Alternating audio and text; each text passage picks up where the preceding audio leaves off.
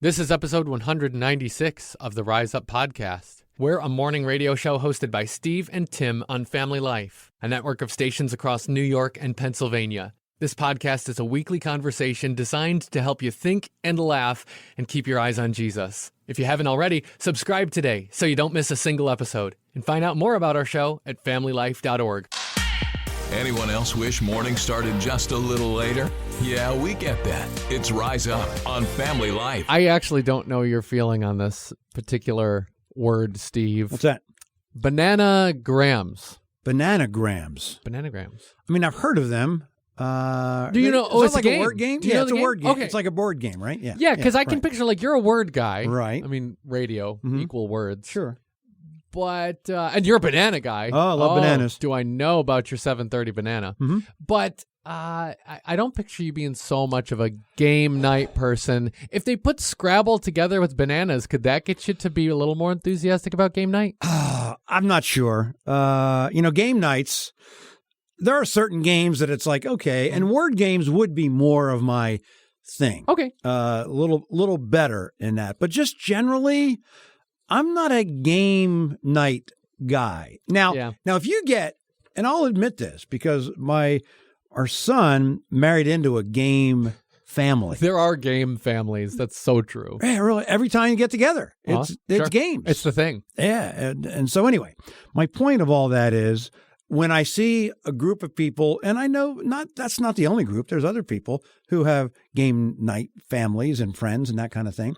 It seems to be a very joyous occasion. Mm-hmm. Like one, they can't wait and they have a great time and they talk about it later and it's a great community. So if you have a whole group of people, whether it be 5 people, 6 people, 10 people, whatever, doing game night, and they all like it, it's fabulous. Yeah. But what if there's one or two of me in the group who really doesn't like the game night? How should we deal with that? I know I've been dealing with this for several years now, a handful of years. Sure. Where first it's like, no, I don't want to. But then it's like, maybe I need to adjust my feeling because here they're doing great things. It's community. Yeah. They're getting together. They're having fun. Mm-hmm. Maybe I need to be more of like, okay, I need to get out of my own head space and think it's not about me. It's about the community. And I just need to like, do I put up with it? Do I just say, okay, this is fun? Or do I refuse and just go eat snacks? That's a great question because at one sense, Steve, we want to do the really good thing of like, be like, you know what? It's not about me. I'm going to be here for it. Mm-hmm. And I think if you can get in that headspace, that's great. Like, good for you. But you can't always fake it till you make it. Sometimes you just fake it and you don't make it, right? Like if you're trying to have a good time, but like, look, Stratego is not my thing. I'm going to check out Monopoly. I don't have another 3 hours. So Right. like it's hard because also the group of, game night fanatics, I don't use that word in a put down sense. Right. They got to realize that not everybody's into the game night. Maybe they've got to give up Stratego and they've got to say, okay, it's going to be Uno because, we've got a Steve and a Tim here who are, or I actually really don't like Uno, but you get my point. Balderdash. There you go. I love a Balderdash. That's fun. Sure. Fun word games. Yeah. So maybe there's some give and take even during game night. Yeah. Okay. So what does the Word of God have to say about game night? I was looking for game night. Nothing, My nothing. concordance doesn't yield any results for game night. However, Romans 14:19 does say this. Let us therefore make every effort to do what leads to peace and to mutual edification. Okay. Now, mutual means both sides, right? Mhm. So maybe if you're on the side of like, I don't like game night, I need to lean in more and have more empathy for the game night people.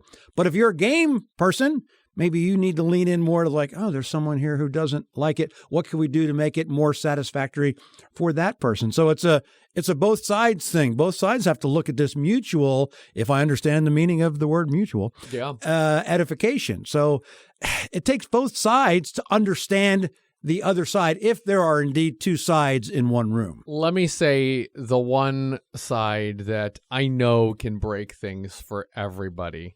It can bust up game night a real good bit when somebody is in the game for the game and Right. only for the game. Exactly. It's okay to be competitive. Mhm. I don't quite get it because God didn't make me that way. But if that's how he made you, I know enough good people to know that you're all right being competitive. However, if it's to the degree of like game over everything else, win or nothing, and that can kind of like, it can get weird.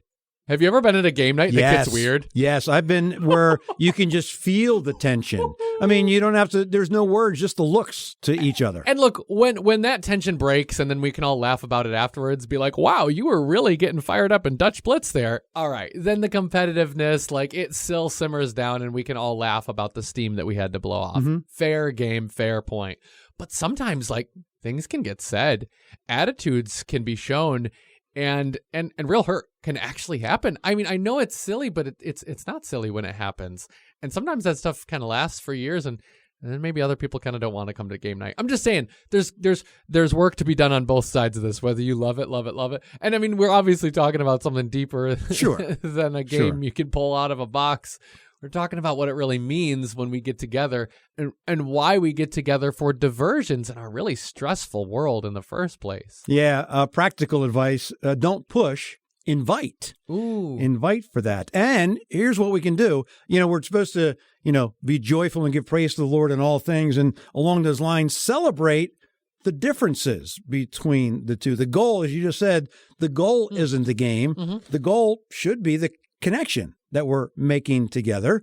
And good snacks always help. Please good snacks. Have good snacks. Because I will become excited about the game Risk if there are good snacks. If there's like deep fried lasagna bites, I'm like, hey, look, we can reenact a major strategic global situation. If only there are more of these lasagna bites back there. I am here for it for the next 4 hours. That's right. I can hang in there a little longer.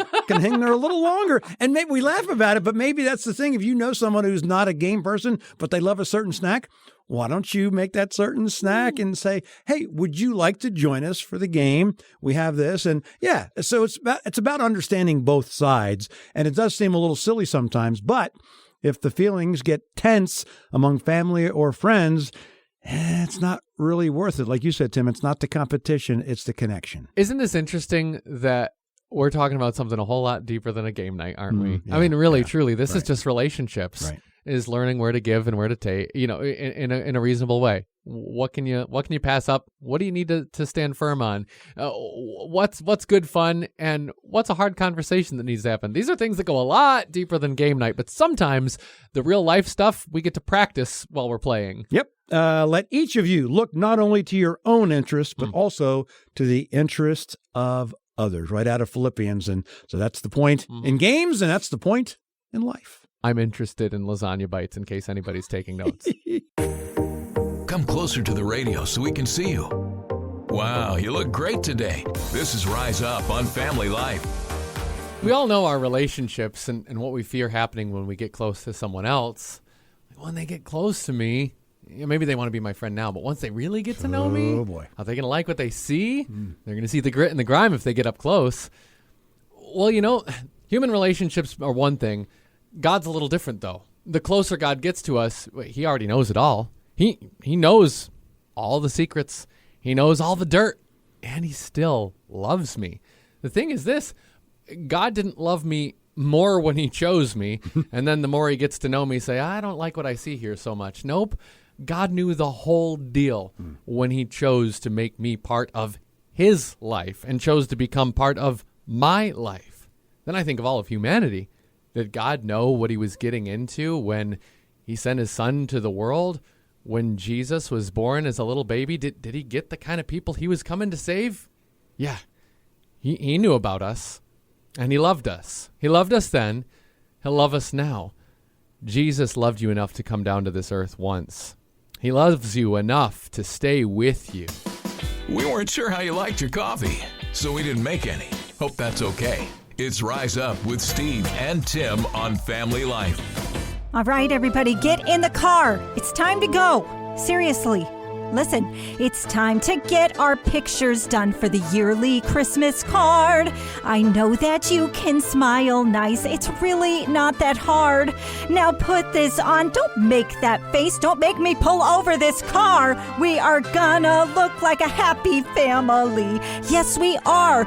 We are gonna look like a happy family. Hey, I'm serious. Here we are. Now stand still. Did you have to bring the dog?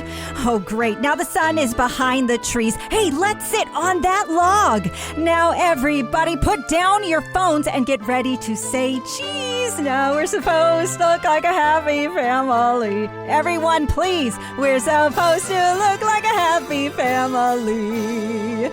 Oh, maybe next year.